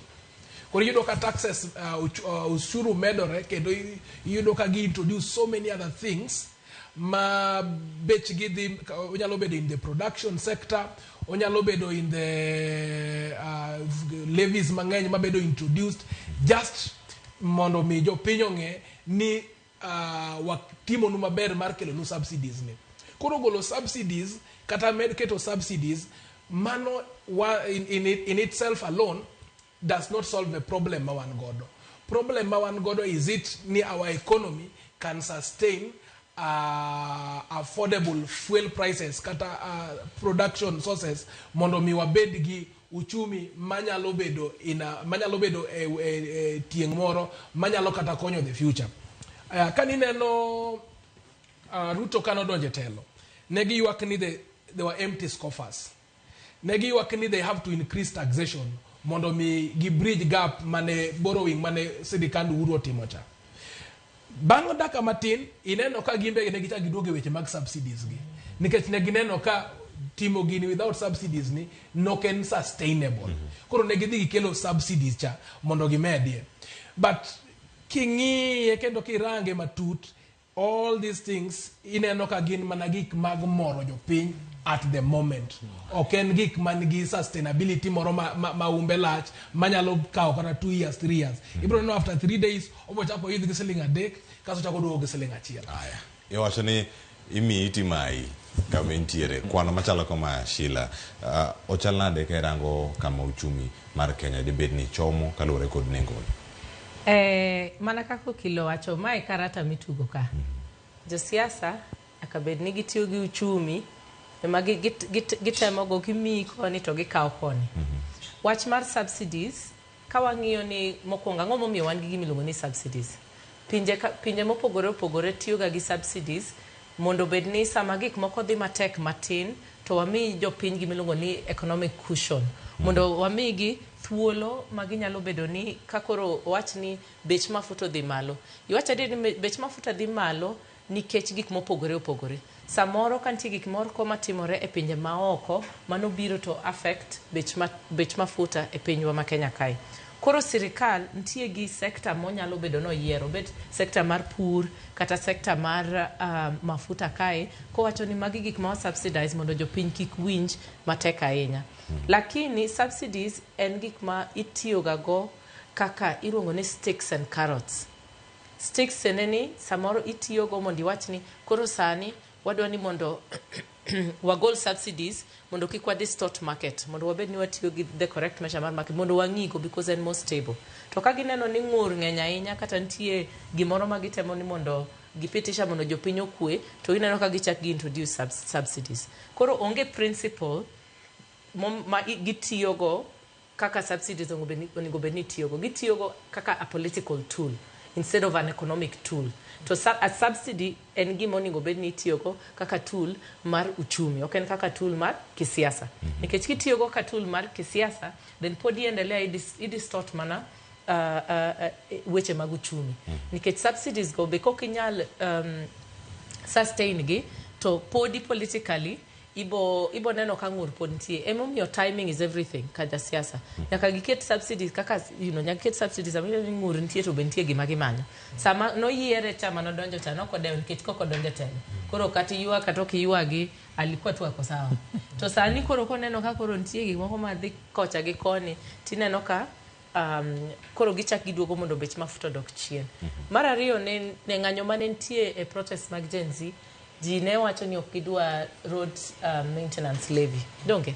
Mana achiel kuom gik momiyo ji ne go Murkomen kabisa. Kawuono Cleophas ang'o mosetimore gi road maintenance levy? Noduoke kendo ntiere. Entie. Koro ng'eni ema wacho ni magi karata ma jopiny nyaka ng'e ni magi mana inongo ni mchezo wa town. Nikech ka ji nowacho ni ok gidwa road maintenance levy. To samoro jo sirkal neno ni kawa wacho ni wa complain ok wadwa chulo usuru. Ok en shida ma chulo usuru. Usuru ichula chula. Nitie pinje mang'eny ok ka ma ji chulo kata mana atamalo 50 donge. Ma to wadwa neno ni pesa cha ka wasemi tena ng'o mitimogo. Mane shida ma jopiny nigo. Erokamano. Robert, mana ka waloro wach mar mautani gimed kanyo mogik kotenore koda kama sirkal chung'e tiyo koda nengo kaka ilieko ni en mana yor siasa kata mar umo chenro mopogore opogore mag sirkal mondo nene adieri sirkal tiyo. En gima lit Cleophas king'iye kuom mana ka mede gima owetena osewacho. Nikech ng'eni kochopo ni serikal ka samo yiero serikal wang'iyo policies ma serikal birogo. Apani ma serikal ni noyier ne giwacho ni wach subsidy mane gima nokwongo mane gigolo. To bang'e kendo waneno ka kendo gibiro to gikete. Lakini kaka jopiny onego wang'iye maber wane ang'o ma necessitate government mondo tigo kose ginene serikal otigi subsidies. Nikech gima timre nitie kuo mang'eny matimre e piny sani. Debe ni wanya yudo serikal ma keto measures ma koro ginene geng'o go kuo mang'eny matimre kani. nikech anang'eni mwandu manie piny ni dirom at least diroa kuma onego wabedie mondo at least wadhi wamede moko bende kuma wadhi e mbele ni. Rachne ni serikal madonjo ji dwom na chieme, ji dwom na kwelo. Koro ng'eni kuma gikwele ni gibiro gikelo subsidy. To kaka nasewacho kanyo ni waonge geno kuom serikal. It is very it is not clear kata subsidy gi. Gin gik ma adiera kosa en gik miketa keta kanyo kosa sani bende nitie pesa moko ma bende ilosa losa mimedo ma we don't even know. Nikech ng'eni wamedo mna tucho uchumi. To ma wamedo tucho uchumi ni piny dhi mna ka medo gore piny. Emomiyo kaka jopiny onego bed ni wang'iyo sama koro wadhi yiero serikal kata josiasa onego bed ni wanono kabisa policies ma gibiro to ginyiso to wang'igi are they really practical makiwacho ni adhi kelo ni adhi golo subsidy adhi keto kama adhi medo tax usuru ma adhi ketonu to lakini adhi tiyo kode eyo machal kama mon at least kwa chopo mbele kanyo waneka kwa punguzago manyiso ni kaya kama Robert magimoro nego bene timore teko mwaneno ko timo public participation mathicho Gachagua kaya mono nego bene nene ke choko pat jopiny adier ni wada keto road maintenance levy mane di tingo nengo mag modhi siling 25 kata ma siling 25 mane di medi chenro gi duto to no kwane ka gitimore kaka mono nego bene gidonje kuondege monego beni wabede go gitwak kaka jopiny ok gik moko ma bende onge kod gatach gi ma wasani waneno katimre gi onego beni kaka public participation wang'i gik makoro dio kaka jopiny gik ma bro keto policies ma are going to be permanent madhi konyowa loso go uchumi nikech sani koro kaka waonge geno wakia kata gima timre kata subsidies miwacho ni you cannot trust ikia ni ang'o mitimo behind the scenes makoro ibiro tingiso ni ero bech modok piny bech ginyo dok piny to podiji ero podiji right? So it is very not clear inyange kata serikal ni kapo ni otimo gik moko ma giyore maradiera ero kama na nyakoro mjonga dako sekalo prangwen tok sareyo wakau yo masani aduogo kae kod paro mopogore ewi kambi mar Adani iwacho ni Odinga sire Kalonzo sekwede wenda manige stuto wache na adi ukinyi makawuono Adani ler kapamba kusoka gazeti ma Daily Nation ondike kawuono ni Baba Fua bende ntiere kar kanyo mano mar machinglo ang'wane achiel kachiel ka kwa golo paro ka wan tielo mogik mar chenro makawuono kik idhi mabor.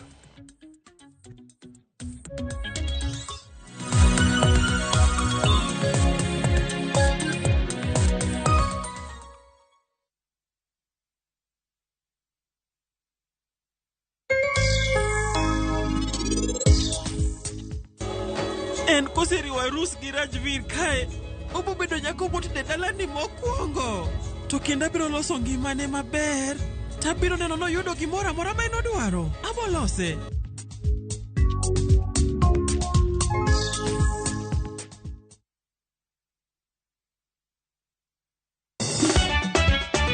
Tugo koro eka iyo chacho. Party is a party. Ka gik moko medo mana fwenyore, to ngima bende medo bedo matek e boma maduong'. Gimora mora ma Nyasaye omiya. Okawene jachien. Yud mor e ngimani kokalo e gik matindo. Onge ka mwaluoro bwana ochiel chunye ni wakete pile wacha. Ni ane ngima nyarkochia kod osiepene kachiel kod joodgi. Kata let ne nyiere ya e lak chogo. Ok ginyal weyi ma ok inyiero. Kero jomahero walo. Kero ng'at manyisa gik moko. Nyarkochia tich abich ka tich abich saa 1:55 otieno mana e Ramogi TV.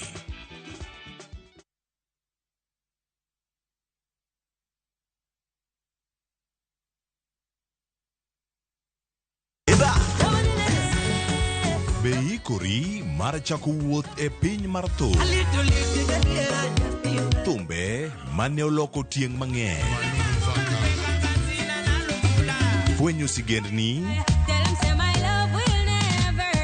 wende mag piny, koda sigendni mayudore e wendego. Ngoma Owake en kama gik mane otimore chon koda matimore sani chopo e winjruok maber chuth. Ngoma Owake wuok tich nyaka tich abich saa 10 odhiambo. Kik bai.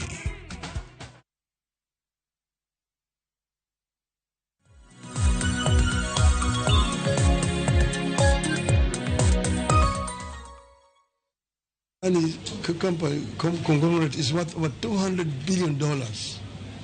It cannot be a renegade. Deal with the issues as they are. If people have made mistakes, let them own up that they made some mistakes. But do not begin to condemn innocent. We plant doubts in our capacity to handle the PPPs. We must be prepared for a prolonged period of development drought and risk being overtaken by our neighbors. Ongoing energy and airport projects therefore present a critical test that could make or break our ability to compete in the field of infrastructure development for a considerable period. I urge all agencies concerned to address all the concerns raised by Kenyans on these projects and ensure that we do not spook foreign capital away from the Kenyan economy. The interest of protecting the principle and framework of PPPs and potential investors, we have a responsibility to ensure our processes are transparent, cost-effective, and accord equal opportunity to all would-be investors in line with the PPPs Act. 2 days ago, even with the overwhelming public resistance, the broad-based government went ahead to sign another 95 billion energy deal with the Kenya Electricity Transmission Company, KETRACO, and Adani for another 30 years. This will also not go unchallenged. We want to assure Kenyans that we will not allow our country to be auctioned by this bread-based regime. We shall fight in parliament, we shall fight them in court, we shall fight them on the streets, but we will never surrender our country to these latter-day merchants of Venice. Nyakoro mogo mago jotelo ma kinde achiel ne wacho dhok achiel.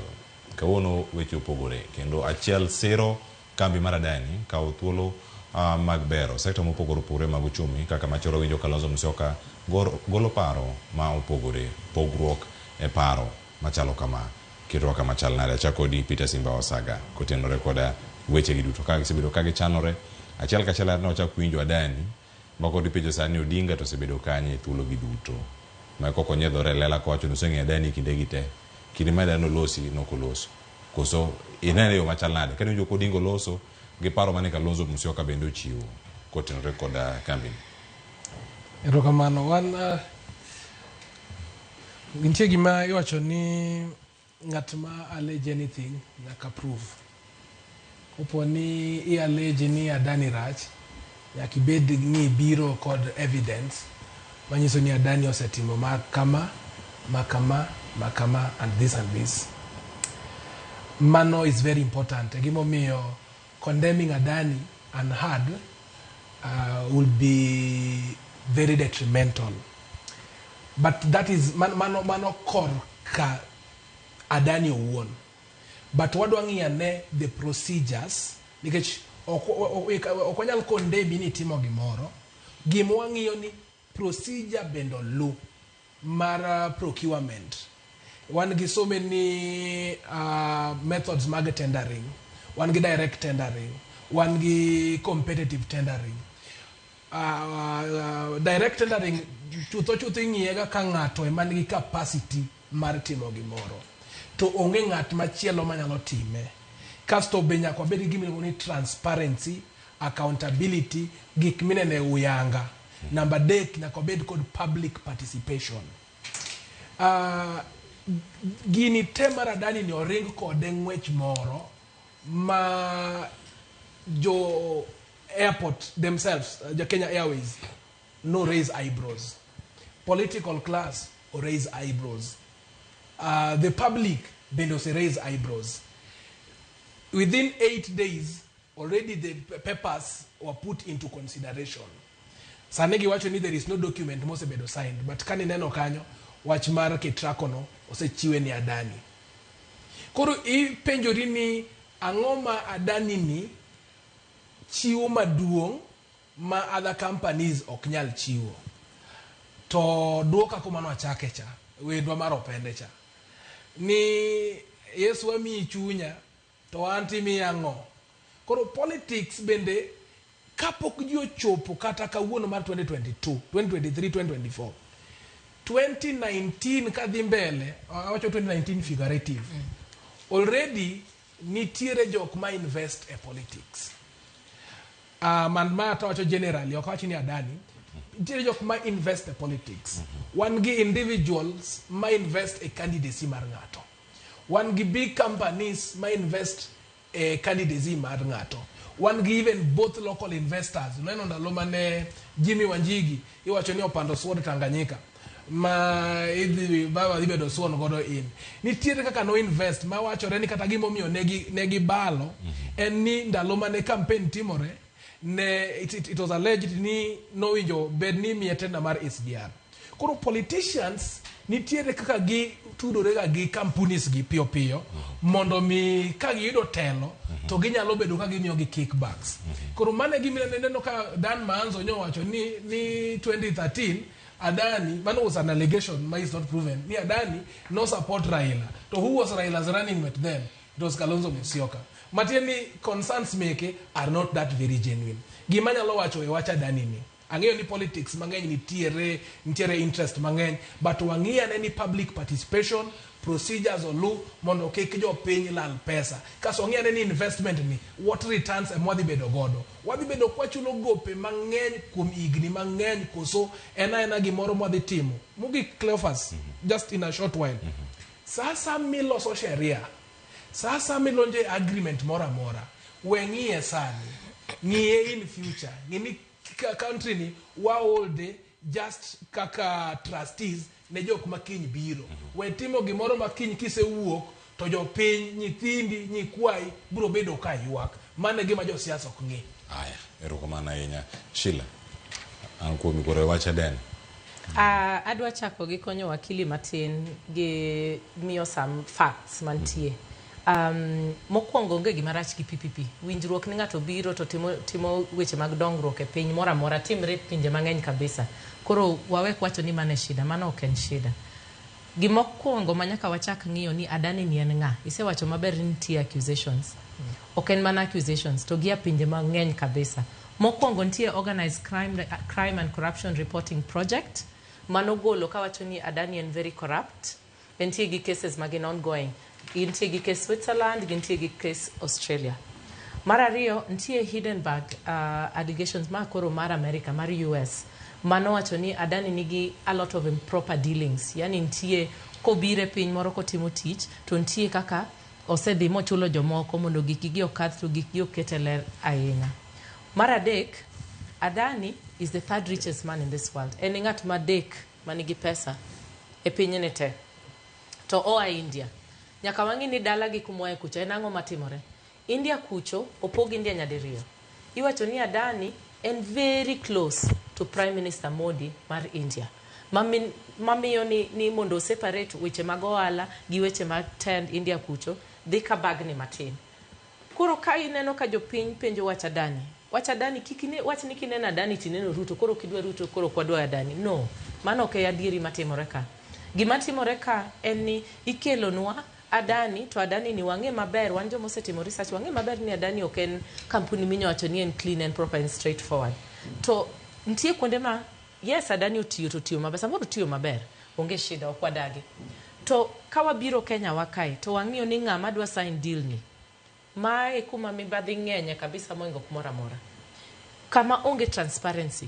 Gibiro nyaka koro lore airport koko timango ni mondo gimiwa information kato kalatasa chelo tamogi akia ni gisegolo information nyaka kawuono wach mani penjo gi nyaka kawuono pod wakia nango daki communicate kak moro shida onge tibiro chocho ni jopinywa wadwa gero gini to wadwa gere Adani mae kalatese ma wadwa sign aneno kanyocha oter waziri e od bura kipenje ni wach Adani ni odonjo to bedo approved piyo marom nade.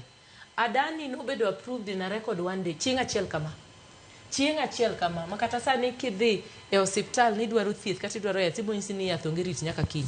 Adani to mare chwado one day to gisetieko. Koro mage mimiyo wachich nikech Adani mokwongo ka wang'iyo ok oler pamba.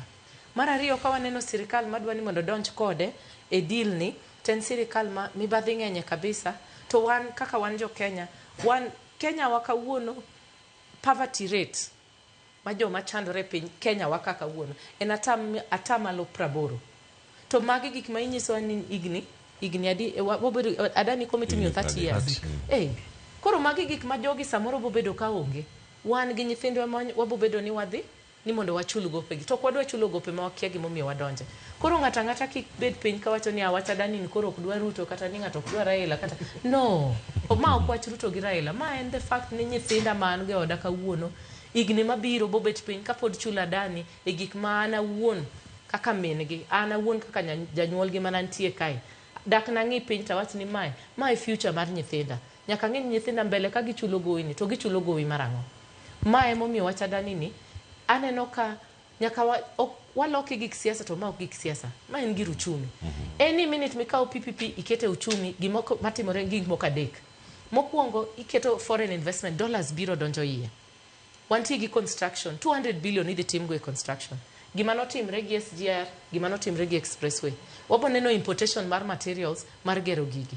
Samineno kamano manufacture sector wa dok chien. Wanti gi jotije mati airport makia ni nyaka kawuono ang'o mabotimre kodgi.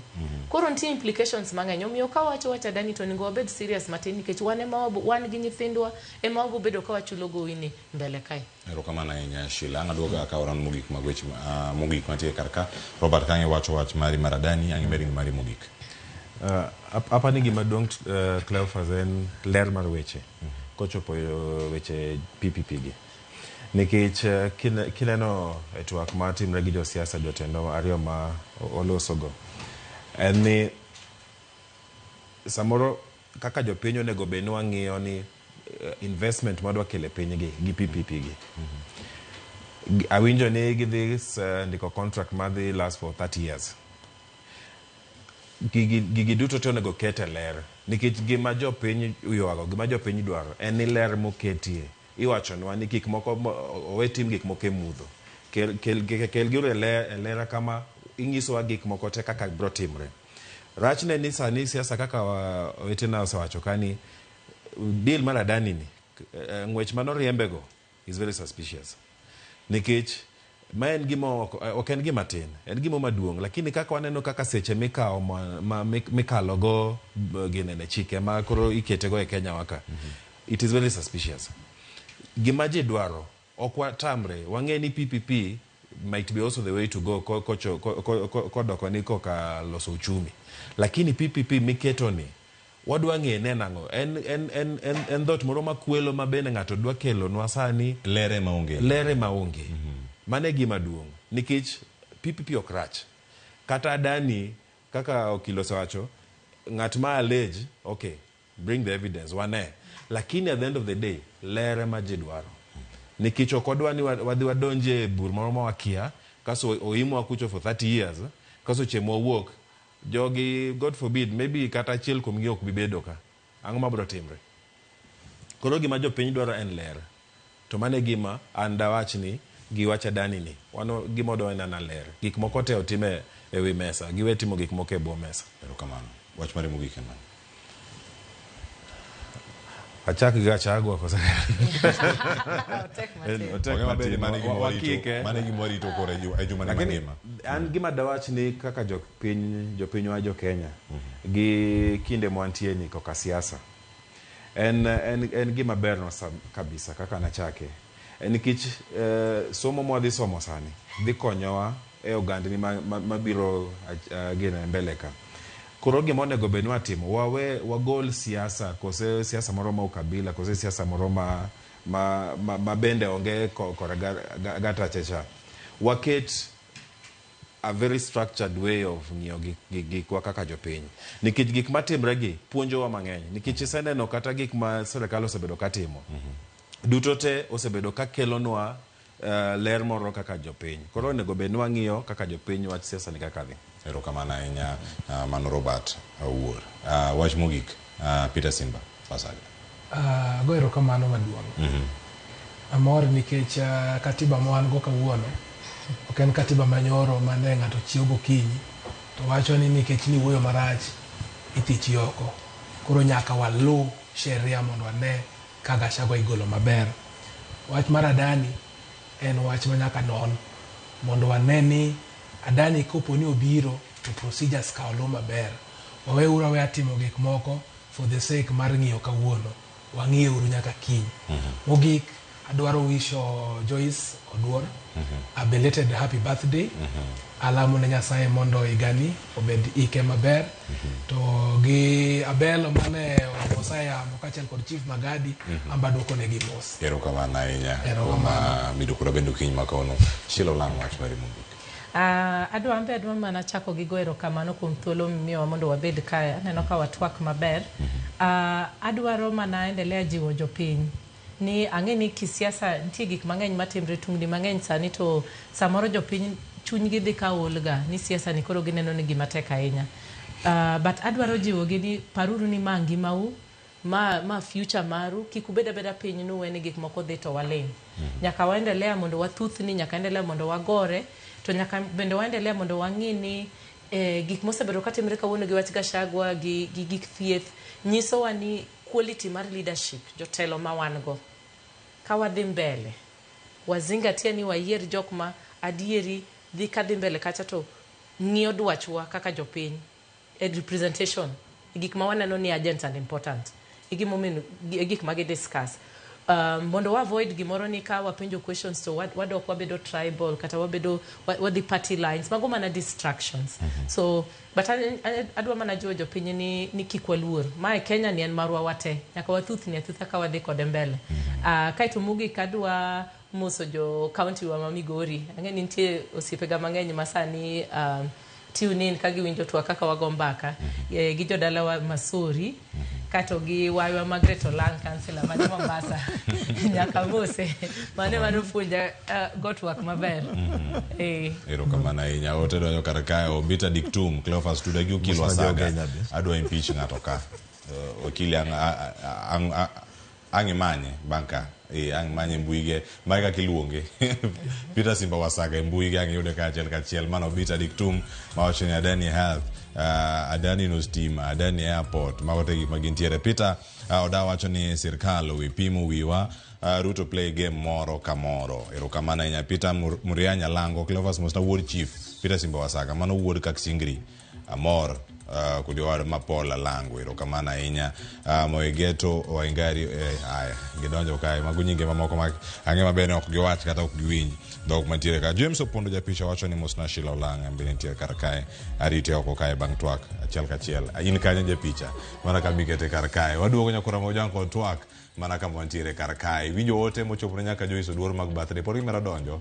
giraja donja juma mangima saa adek osekalo dakika achiel kiny makawuono erokamano kuom bedo kode twak mar Piny e chal mar piny Kenya nyinga Cleophas Oluoch jakisumu kanyakwar mokiew nyaka sango mabiro en mbako romo kod nyawadwa Joyce Oduor koro miye wishes go face to face kata kokoneu ang'onega achiel kachiel oriti masani